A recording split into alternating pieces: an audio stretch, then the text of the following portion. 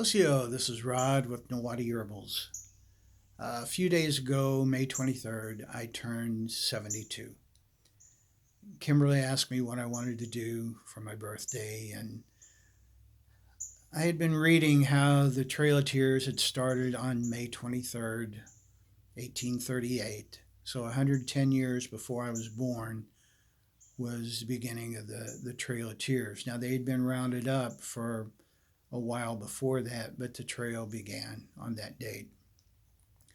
So, since my grandpa was born in southern Illinois, where the trail came through, I thought it would be a good time to go down there and um, honor him, honor the trail, honor those who walked the trail. So we drove down and went to Anna, where when I was a kid, we used to go down there and visit relatives of grandpa's in that area. And then we went over to what is now a little park. It's where, when the people were coming through on the trail, they had to stop there in this sheltered valley to spend part of the winter because the Mississippi River was uh, had big blocks of ice going down it. It was uncrossable. So they were going to go from there over to Jackson, Missouri, and they had to spend the time there before they could cross. So then in 1885, my grandpa was born. In 1845, not too long after the trail, my great grandfather was born. So this was kind of a commemorative day for us. So uh, came out very well. I appreciated Kimberly wanting to do that. So um, and back before Kimberly and I met, I was kind of at a low point in my life. I was doing good things for people. I was a speech pathologist and worked with pediatrics and also worked with geriatrics. And um, but there was just something missing.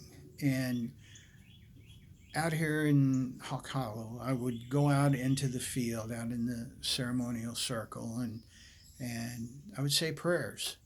And I would just say, Grandfather, I've tried it my way for this long. Something's missing, and I'm here. Whatever you want to do with me, please do it. Just help me to be there for the people. And I prayed that for, oh, a couple of months. Every night I would go out there and build a fire and say my prayers. And maybe a week after um, I had finished those prayers, I met Kimberly. And just 3 months after we met, we started Nawadi Herbals. And that has helped me to be there for people literally all over the world that are using our products. And I'm telling you that to tell you this. If you sometimes get to the end of your rope and you don't know what you're going to do, the best thing to do is just to have faith and let go and let the Creator catch you. Um, that's what I did, and I'll never regret it. My only regret is that I waited too long to do it. I should have done it earlier, but I did it. So, like I said, I had been in a very low period, and again, before I met Kimberly, uh, I was going to have knee surgery, and I had to be knocked out for that. I was kind of looking forward to it because I had never been under anesthesia to be knocked out. Now, because of some of the crazy things I've done in my life. I have been knocked out before on a few occasions, but this was the first time under anesthesia, so I was excited. I thought maybe I'll have a vision. Maybe grandfather will reveal to me what what I'm supposed to do through this vision.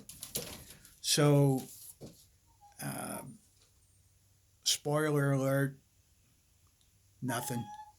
Didn't have any kind of vision during that anesthesia, because when they said uh, count backwards from 100, I got to 98 and woke up after the surgery was done. So, uh, but the good thing about it was the night before, um, Wolfie, the puppy, is wanting some attention. The night before the surgery, I had a dream.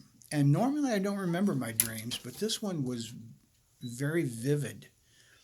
And during this dream, I was driving an old car down a road, and I remember the road was pitch black. The surface of the road, it was during the day, but the road was black. So I'm driving along, and something happened. I ran off the side of the road, and in trying to bring the car back up on the road, it flipped on its side and was scooting down the road on the side. And I got out. Oh, I was pulling a trailer, and the things on the trailer pretty much represented parts of my life. And things were kind of in a shambles.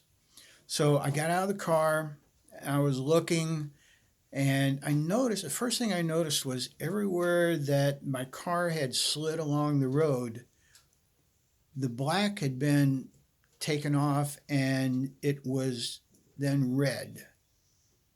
Now, a lot of you who are listening to this won't know what the significance of that is, but it was a red road. Um, Look that up. I think you'll find it interesting, just walking the red road. So anyway, I was standing there looking at my car, and I was just broken. And all of a sudden I hear somebody say, "Can I help you, son?"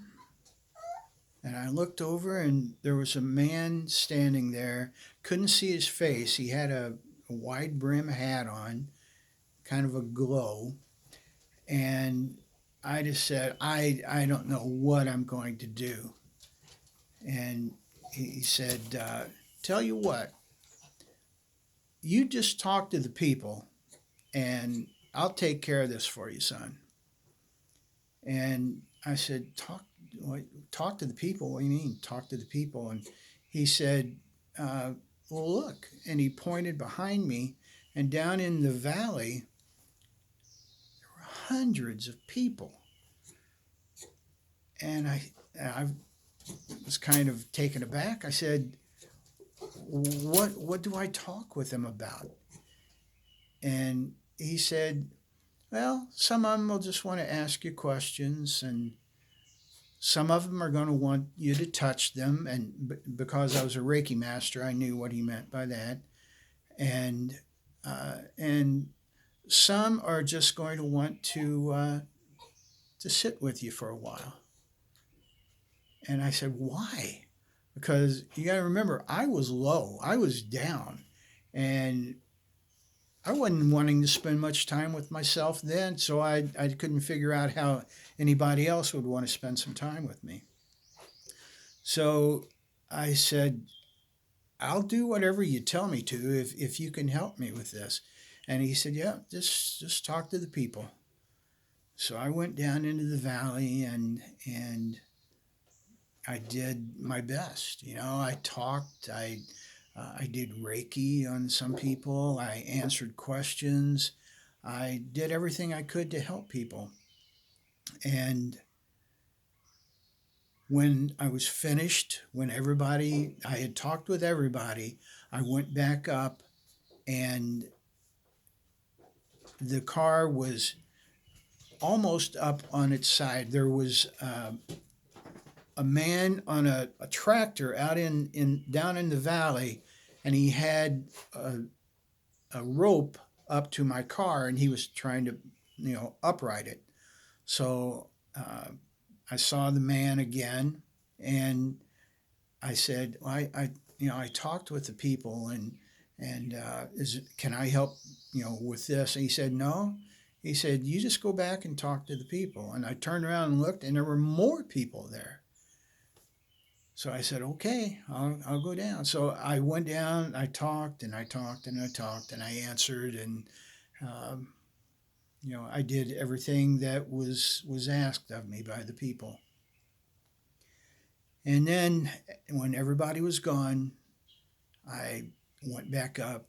My car was up, except it wasn't my car anymore. It was a different car. It was a new car, a truck. And the trailer was upright. Everything that had been in shambles on that trailer was now new, and it was a lot different than it was when I left it.